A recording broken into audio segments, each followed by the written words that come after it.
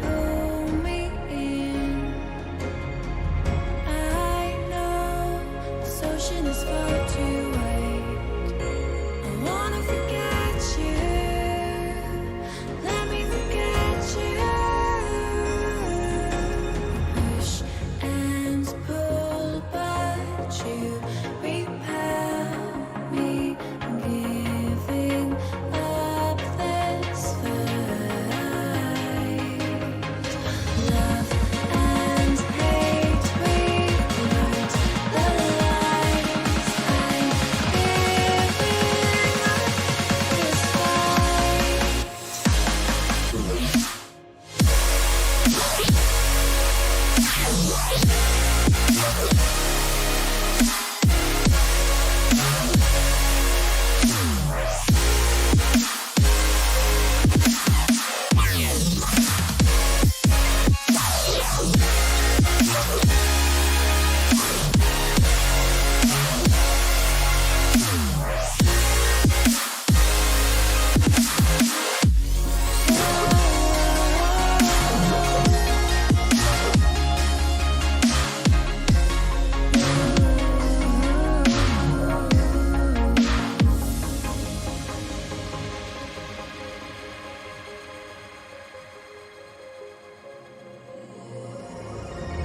You've lost, but I don't feel I have won.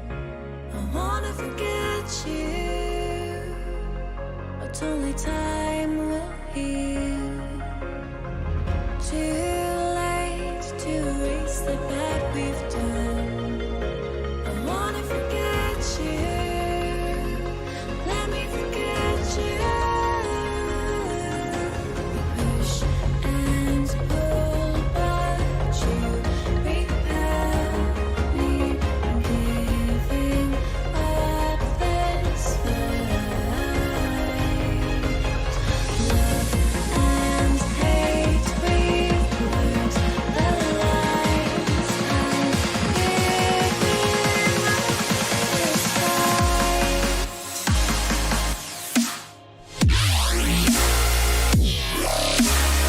What is going on, guys?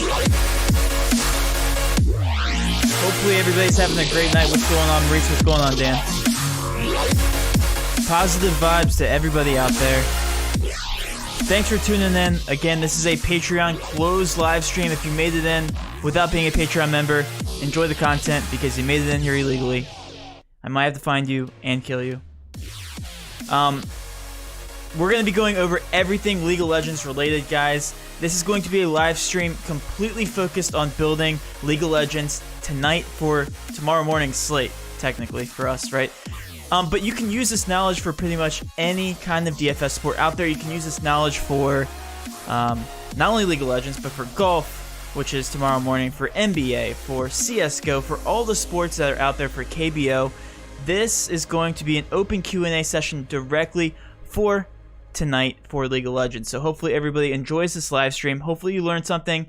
If you do, please hit that like button. And of course, guys, as always, please show the support. Really do appreciate you all for being here tonight. I know it is a Wednesday night and it is 8:52 p.m. Eastern Standard Time right now. So you guys have to be with me right before you're going to work tomorrow morning. You guys are probably going to bed here pretty soon. So thanks for jumping in and tuning in. So we're going to be building League of Legends lineups today.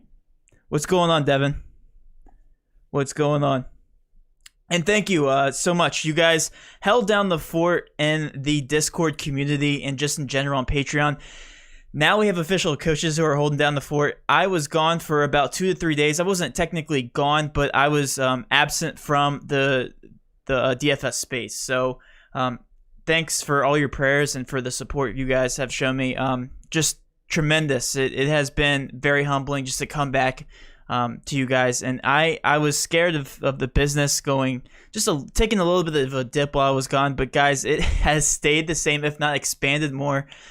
Just very blessed to be able to say that. So you guys are phenomenal. So thank you so much for everybody. It is great to be back. I'm going to be posting daily videos. Tomorrow will be, no, not tomorrow, 2 days from now. I thought today was Thursday already. We'll be posting another MMA video. I'm going to be starting up and doing NASCAR videos. Hopefully I can get that posted on the weekend. What's going on, Devin? What's going on? What's going on, Zeke? I'm going to be doing NASCAR videos because there are a ton of NASCAR fans on our Patreon, but they don't have any direction, right? So I want to show you guys the ropes on that.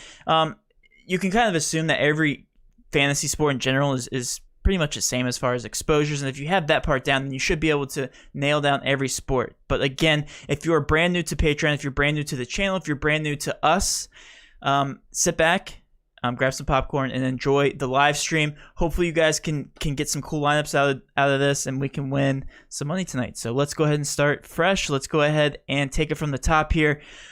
Tonight, we are looking at a League of Legends slate that is 4 games, 2 LCK, 2 LPL. That has been the general theme for these slates, which is great because we have a pretty decent sized slate. I hate these 2-game slates for LCK, for LPL, for the LCS. Sometimes I even drop them for the LEC. I hate them. The reason is because you can't get different, right? For League of Legends, the first thing we want to look at is capturing the upside on these teams. Similarly to baseball and MLB, we want to grab the team that's going to get the most kills. For MLB, we're trying to get the team with the most hits. We're trying to capitalize on that upside. Unfortunately, we can't roster every single person from a team, so we can only play up to about 4 players, okay? So only 4 players per team. So if you guys think about it, if you can only play 4 players from one team, and we have 7 roster spots, then that leaves 2 for the other skilled player positions, and then a 1 for the team. So a 4-3 stack is usually optimal for 2-game slates, but for these bigger slates, when you get further out, sometimes the optimal builds are 4-2-1s, sometimes they are 3-3-1s, sometimes they are 3-2-2, 3-2-2s, yes. They can literally be a bunch of different combinations. But generally, that depends on the contest size and selection. When you have 11,000 people in a contest and you are competing with 11,000 people, some people are just throwing the most random lineups in there, right? They can have 4-1-1s, they can have 3-2-2s, they can have 3-3-1s, 4-3s, everything. So you got to think, when you're competing with 11,000 people and you're not even putting 150 lineups in there, somebody's going to have the optimal lineup. It's going to be weird. Some people are just going into Fantasy Cruncher and they're clicking optimize, and whatever happens, happens. All right? Yeah, so Ryan, we are going to go over everything, and you can use this information for FanDuel, all right? So thank you for being a part of this great team. So going back on track, 4-2-1s are generally the optimal for most contests in League of Legends on 4-game slates. It differs from contest size, from slate size. It just differs based on the size of contests and the slate, okay? But we're generally seeing a 4-2-1. I think last night we saw a 3-2-2. It was very weird. But you guys also got to consider that usually not that many people in smaller contests are running 3-2-2s. What I do recommend, and what I'm going to be personally running tonight, is 150 lineups and a 4-2-1 combo, okay? How do we get to those lineups? What contests are we playing? What lineups are we playing in those contests? Let's go ahead and focus on GPPs, big GPPs. Let's go ahead and start there, and then I'll answer any questions. If you guys have any questions, please spam them in the chat. I will get to them. I'm going to ignore them right now just because I have a few things to cover, and if I answer your questions, then you won't even need to spam the chat. But please ask any questions you guys have. Okay, so let's start from the very top here. If you guys have the leverage sheet on your computer, feel free to pull it up. If you guys just want to follow along on the video, feel free to do that as well. But we have some matchups here. Let's go to the projections tab. We have all of our projections loaded in, the average fantasy points based on Vegas projected odds and Vegas projected pace, kills, and all that. I calculated all that in there. And I have all the projections already in the Fantasy Cruncher. Let's go ahead and look at the teams right now. Let's look at the very top. So we have LPL and LCK teams, and we have all the matchups, and then we have the average kills here, and then we have the pace. The one thing that you guys need to consider before you do anything on the slate is consider this. What teams are going to stand out in terms of pace? And by pace, that means how many kills are projected in the entire game. Just like how many points are projected in an NBA basketball game, how many runs are projected in MLB. It's the same thing for League of Legends. What is the pace of this game, and what teams are the best teams to target? Okay, so if we look here, FPX, 24 pace, and they are the highest projected on the slate at 15.5. T1's second here, but they're also very low in pace. So what this means is that T1 should dominate. However, they should dominate them so bad that the other team won't be able to keep up, and they should end it pretty quickly. All right, it's good for DFS if you're looking for a 2-0 sweep, but you also got to consider that you're going to be targeting another team that's going to be getting a 2-0 sweep, hopefully FPX here, or JD Gaming, and also getting a tremendous amount of kills because it's relatively close. That's obviously the gold mine that we're looking for. That's the mindset that we're looking for, right? Yes, there's teams that could upset and they could get 30 kills in a game and win 2-1. They could be in the optimal. That's another thing to consider, okay? So let's just think about this real quick. If we are looking for the optimal build, what teams stand out? FPX, JD Gaming stands out, great pace, second in kills. T1 even stands out a little bit. I don't like the pace. All right, and then we got to look at the underdogs in the pace game. So we're looking at LGD, we're looking at VG, and these guys are kind of middle of the pack, right? So use that knowledge, right? Let's go ahead and go over to the leverage sheet and let's understand how this translates. So all of this goes into projected fantasy points, the projected ownership, and then we have a trend column. Let's go over that real quick. For you guys who are new and you don't understand what this is, I'm going to go over everything real quick, okay? We have the win percentage. It's self-explanatory, the win percentage of the team. We have the projected fantasy points. The ownership percentage. So what this means is based on the biggest GPP, how much of the public is going to own that single player in one of their lineups.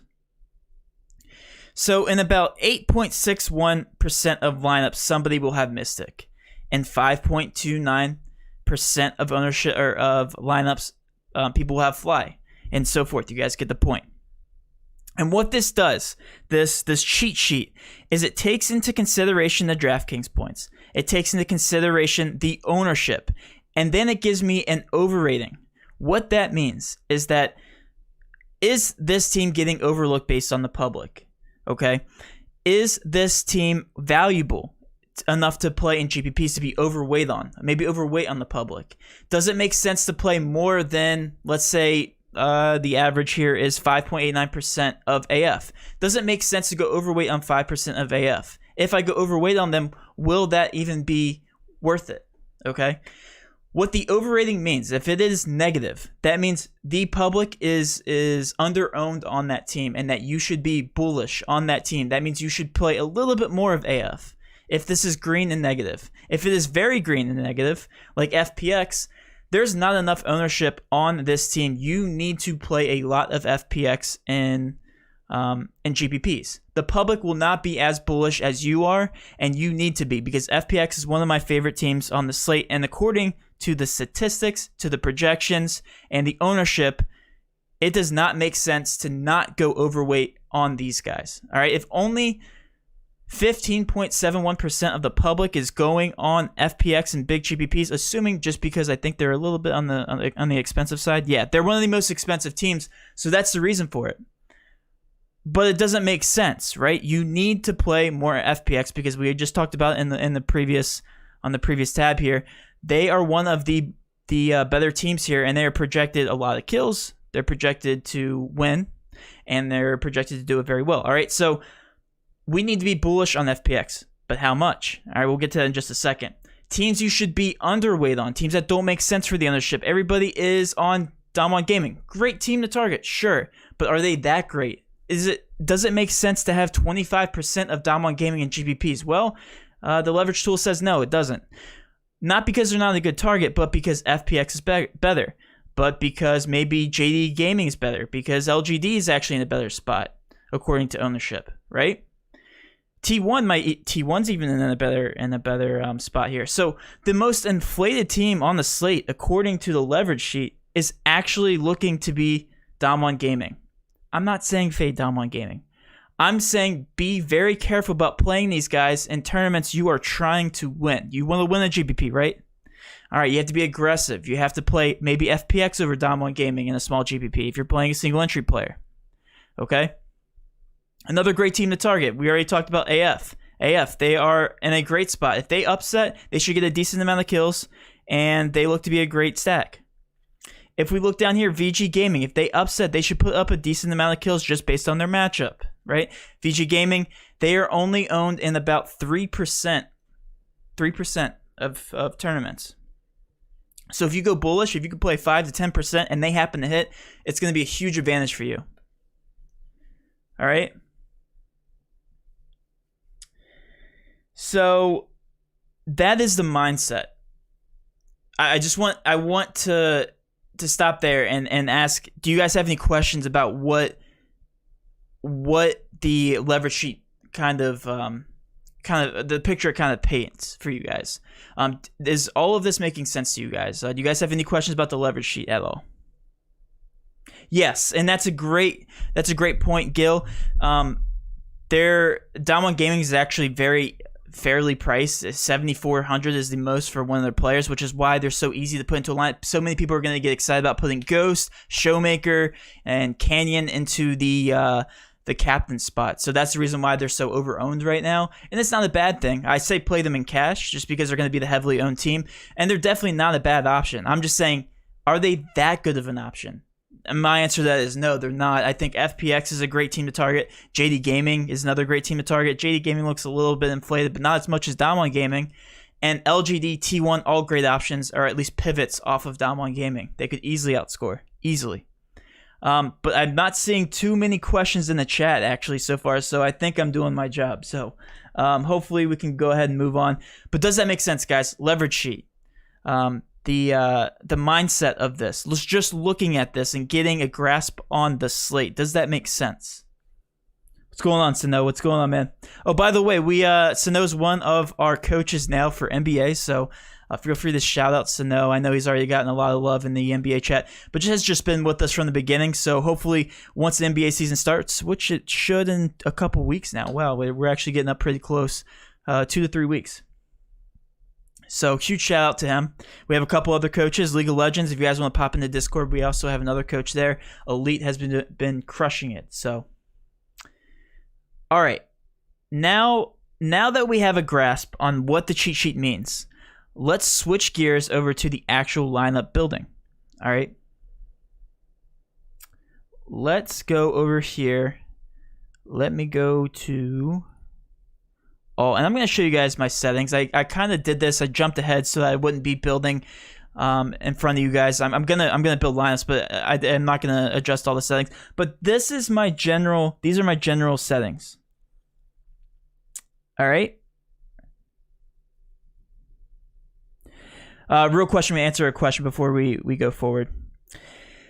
Does the leverage change when you go down to a single entry game? So the answer to that is actually yes. And this is actually something I'm developing. Do not worry. I will have a leverage sheet which adjusts to the ownerships based on the contest size. Because you guys will notice in these single entry tournaments, Down One Gaming is going to be close to 60 to 70% owned if I had to guess, which is even more leverage for another team, somebody like FPX. You guys could take advantage of that. So the leverage does change a little bit, and more so in these smaller tournaments and these big wager tournaments. You'll see Osimo going like all in on somebody like AF because they'll have virtually no ownership in these high dollar tournaments.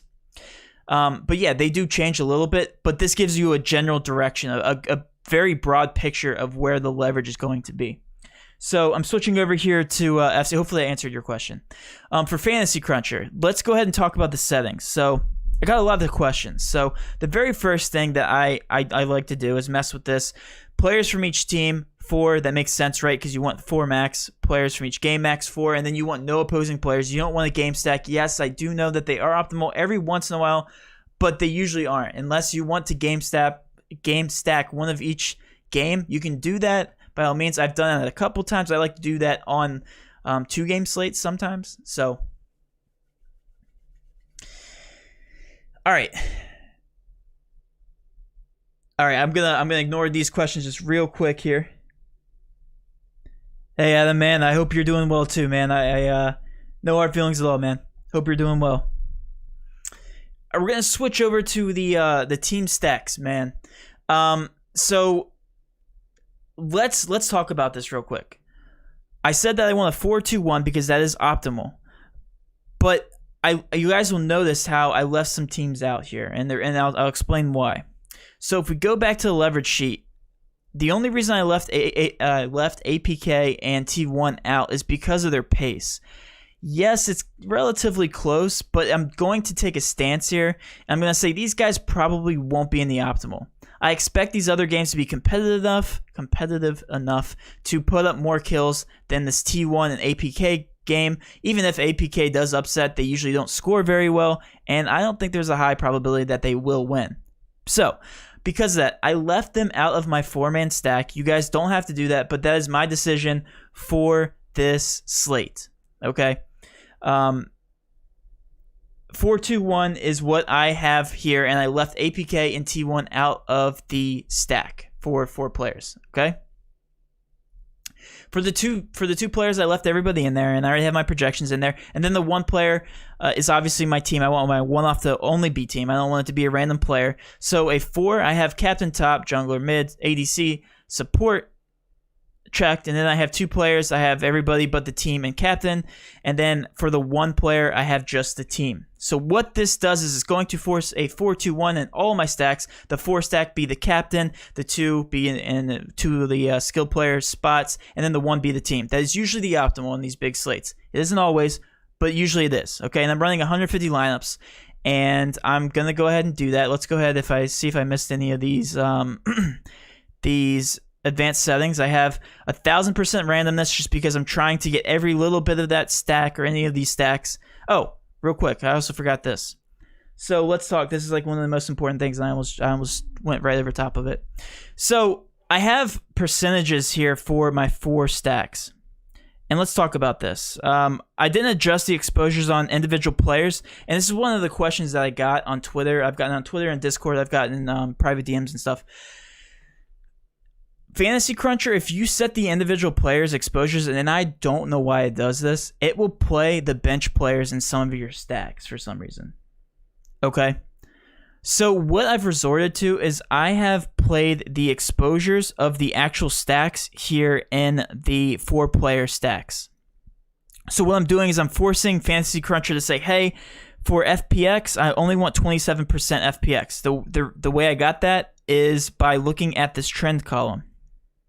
This trend column, if you guys don't know what the trend column is it shows you what the ownership should be based on my custom projections. Okay, so based on the projections compared to the rest of the teams here, the ownerships for these individual players should look like that for AF. Okay, so what I am doing here is I'm looking at the trend column saying, all right, the average is 10.5%, so I want at least 10.5% of, well, actually that's a team I'm not even using, bad example, Dom1 Gaming. We need 15.3% of Dom1 Gaming. If you guys look here, I inflated it by 6% just because I left APK and T1 out. Just a little bit of math there, okay? So all these percentages here are based on my trend column, just a little bit more inflated because I left APK and T1 out. All right. The answer to the, I see a quick question. Do I use group settings? I do not, because I can get the same kind of group settings if I just do it this way. You can do group settings. You can do the stacking this way. This way just seems easier to me. But that is the logic behind what my process is here. I have 27% FPX. I have 13 VG. JD Gaming 24%, LG 15. Again, this is all based on the trend column. All right, the four stacks are like that, and then the 2 stacks, I'm looking to just fill in wherever it makes sense salary-wise, and then the 1 team, I did not include APK just because I don't believe they will be the optimal team. I actually didn't check them there. All right, so I run 150 lineups, and let's see what it looks like. Let's see if it achieves the goal that I want. All right. What's going on, Carlos? What's going on? Brian, yeah, I know, man. It's frustrating. I don't know if you went into my DMs, but there were some people that have been in my DMs that have just been very frustrated with Fantasy Cruncher doing that to them. So if you guys look here,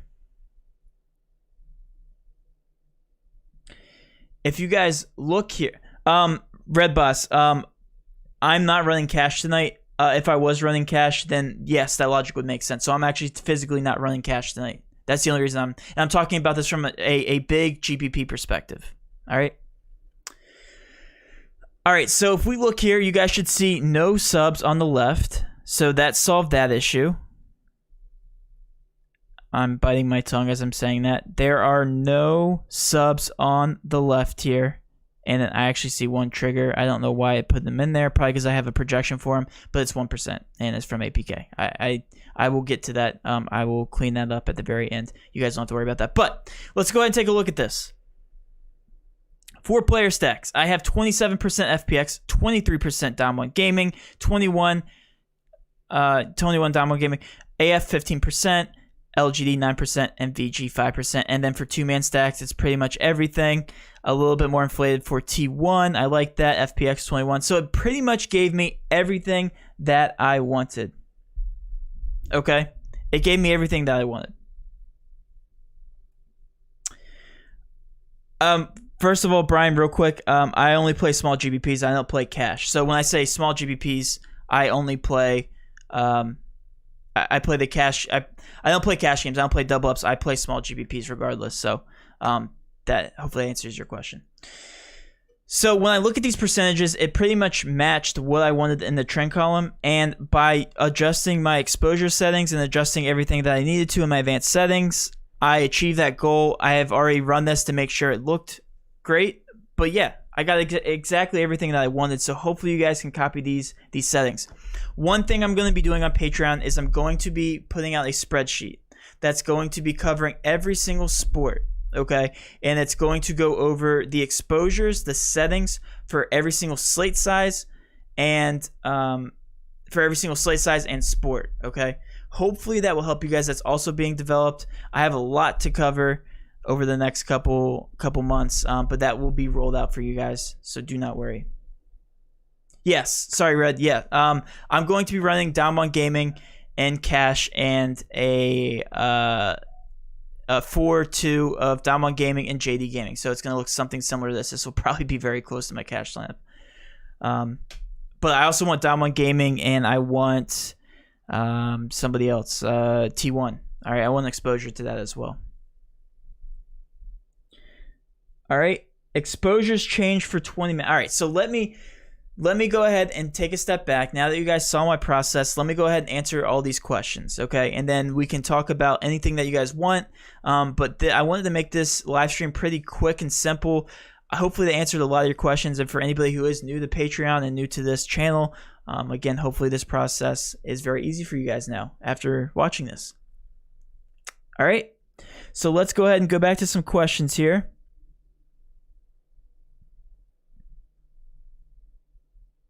Question: when you upload your data to Fantasy Cruncher, do you also upload your percentage ownership on players for exposure purposes? So like I just alluded to, Gil, I use the trend column because the trend column shows whether you should be overweight or underweight based on my projections. I use the trend. I do not use the ownership at all. I only use the ownership and I upload them as actual projections for the cash lineup, because if you upload the ownership to actual projections and then you pump out a lineup, it shows you the most optimal cash lineup. And I've went over that in previous videos before. Alright, sorry if you've already covered this, so just join the stream. But in big GPPs using a 4-2-1, does the team slot stay consistently between 1 to 2 teams, or do you mix it up? I mix it up personally. The team spot we've seen be optimal in when they win 2-1s, because the games have gone so long. We've seen people who have just shut out the other team, like what T1 should do tomorrow morning, not be in the optimal lineup. So I like to mix it up. Obviously, underdogs, they can upset and then be the optimal team. Nobody will roster them, but I like to mix it up. Definitely like to mix it up. All right. Do you have to get a separate Fantasy Cruncher account? Yes, I do. I'm in the talks with getting a partnership. However, I don't believe it's going to happen. I do have to have a bigger following for that, but we will see. We will see. How do you go about building if you only want 3 lineups for a 3-entry max? Great question. That is a fantastic question. Let's go ahead and go over that. So, for 3-entry max, Jerome, I'm gonna go ahead and extend on your question. Give me a contest size for me to answer that question, because it's all dependent on contest size. All dependent. All right. When I say cash, I mean GPP. Yes, got to that. I keep getting 7 lineups with projections on Fantasy Cruncher. What do you mean by that, Gene? Are you using Fantasy Cruncher's projections, or are you using mine? And yeah, so again, this process was built for a huge GPP 150 lineup building video. So if you guys have any questions about any other contest, feel free to ask, because it changes. It totally changes. Your strategy changes based on the contest size and selection. This is just for crunching 150 lineups straight up. Like, hey, I'm playing the quarter contest and I'm playing 150 lineups. This is what the process should look like. Okay? All right. Jerome. Over 1,000 people, big GPP, and you're looking for only 3 entries. All right, so let's go ahead and think about this, guys. So you're looking to take down a 1,000 person GPP. That's when you bring back the leverage sheet. I want to take down that thing. Let's go ahead and think about this. If I want to take down the contest, one team I want to target is FPX, right? I'm going to believe that they're going to be in the optimal. They're the best leverage stack. Let's go FPX, and the second best leverage stack, let's go AF, okay? So what you can do is you can actually look through your combos and look for an FPX AF as one of your lineups, all right? FPX A, oh, that's APK.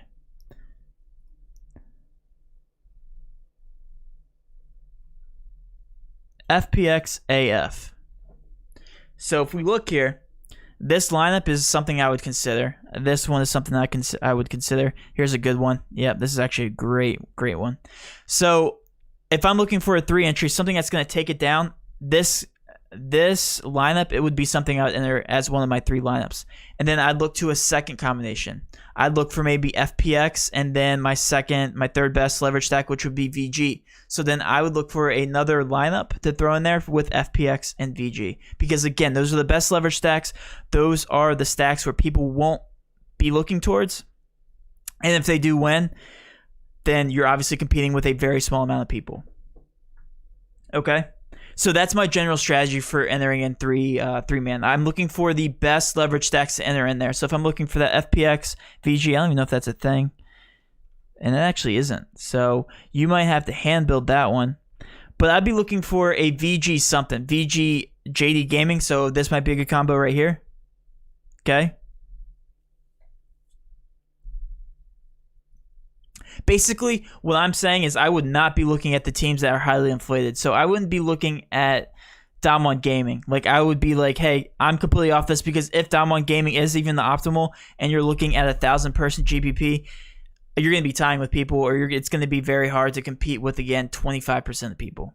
If you stack FPX and AF, you're looking at a very small amount of people that you'll be competing with. All right. Oh, yeah, FPX is playing VG. My mistake. Yeah, that would explain that. So if you want to do a game stack with FPX and VG, that makes sense. Sorry. Drop the ball on that. All right, well, that explains that. That's why I know VG and FPX. So I would be doing like FPX and LGD. So I think I already talked about that combo. So that would be a great stack. But you guys get the point. I think Ray, I think you are one of the best at identifying, because I've seen you do this in our Discord. You have identified what contests you're in, and we've alluded to this example many times. You're sitting down at a poker table, and you're identifying what other people are playing, and you're using that to your advantage, right? Each contest, think of it as a different poker table. All right? Think of it as you have the cards with the cheat sheet. You have the other people's cards, and you are trying to decide where to leverage yourself the most. Okay, you already know what the public is going to be playing, so it's just about, at that point, it's up to luck, right? But again, you're playing strategic luck at that point. So yeah, so that's how you would play those contests. Yep, Jerome, I think that's a great strategy. If you were playing them in cash and small GBPs, don't touch Down One Gaming. Don't touch them. Yep, don't touch them in the big GBPs. I use your projections, but I did it for all the players' exposures like you did, exposures to certain teams. So if I change it to certain teams, hopefully I can crunch more in 7. Yes, that should solve the issue, Gene. You should be able to do that for sure.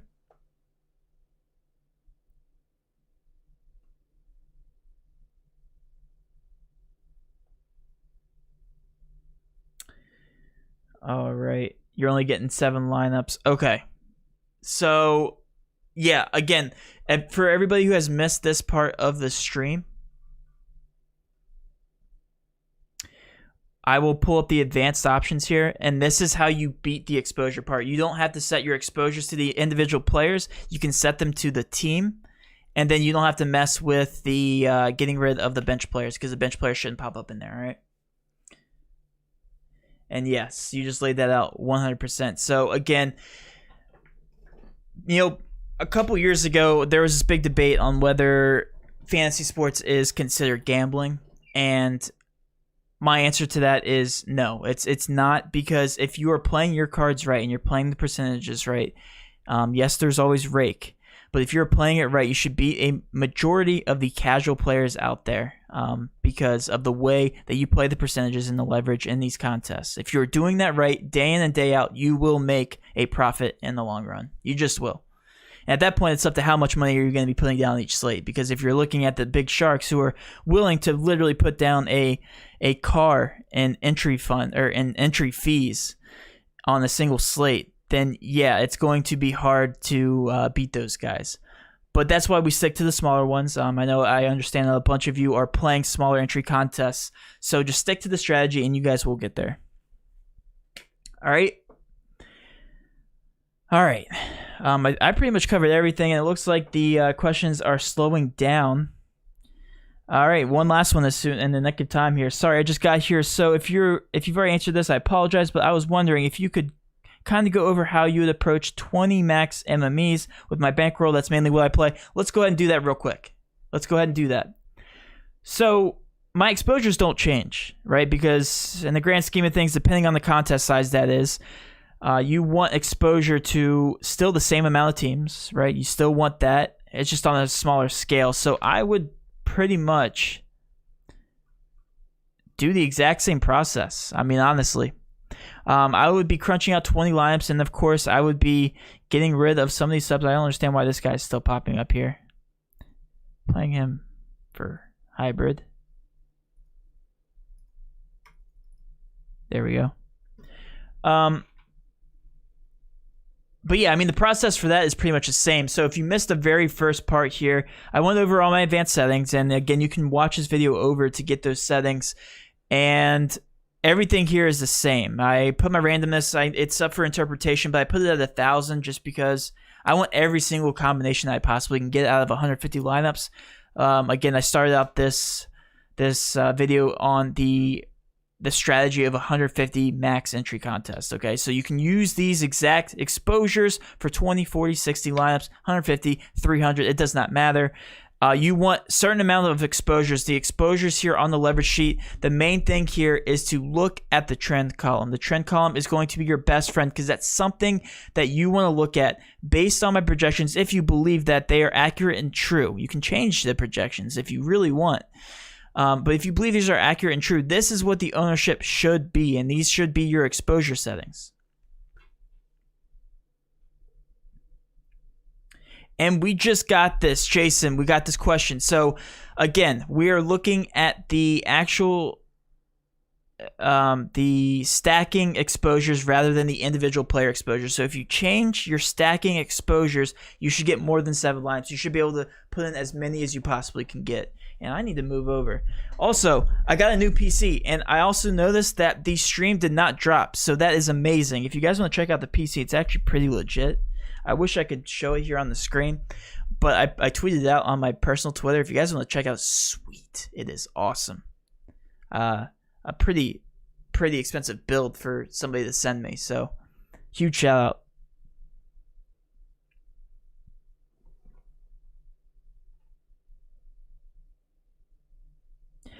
And Jason, that is fine. When you crunch only 20 lineups, it will fade everyone with an exposure less than 5.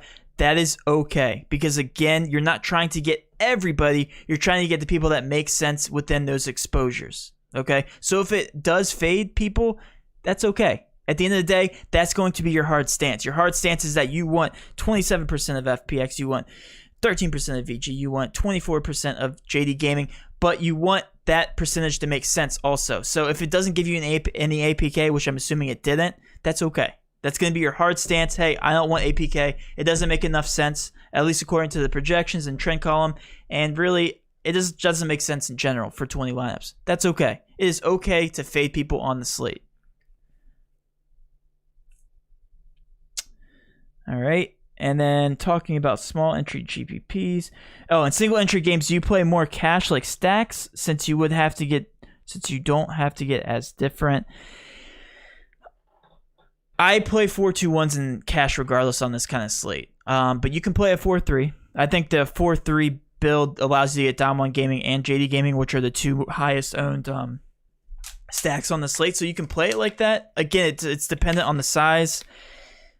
Smaller GPPs, I would stick to the cash games, but again, big GPPs for single entry, you might want to be contrarian for sure.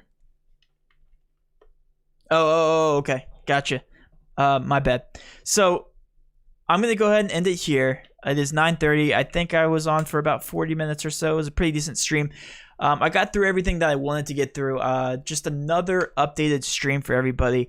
I want to make sure everybody's on the same page. I want to make sure the community's on the same page. And I haven't been at my office for the past 3-4 days. So I wanted to get back on and just kind of refresh everybody on the process and how everything works. And of course, welcome a huge new group of people. I think we had about 30 to 40 signups since the 8th. Or since the beginning of the month through the 8th, which is fantastic. Obviously, very humbling. So welcome, everybody, to Daily Grind Fantasy. Hopefully, you guys are in for the long run. And if you guys are playing this process and doing it correctly, I promise you will find success. All right, we're one of the fastest growing fantasy communities in the entire industry. And I am not kidding when I say that. If you I can actually show it's a chart. If we compare to some of the top dogs, and even including Awesome, we're right neck and neck with subscriber count, growth, and it has just been very humbling. So people are getting it. People are understanding leverage now, and I really am just I mean, the sky's the limit at this point for this entire community. So it's going to be great, guys. I'm in for the long run. All right, guys, let's go ahead and end it here. With all that being said, guys, thanks for tuning in. I know it's getting late. Hopefully you guys don't stay up too late crunching all those numbers, but let's go ahead and end it on a great note, guys, and let's cash. I'll see you guys tomorrow morning.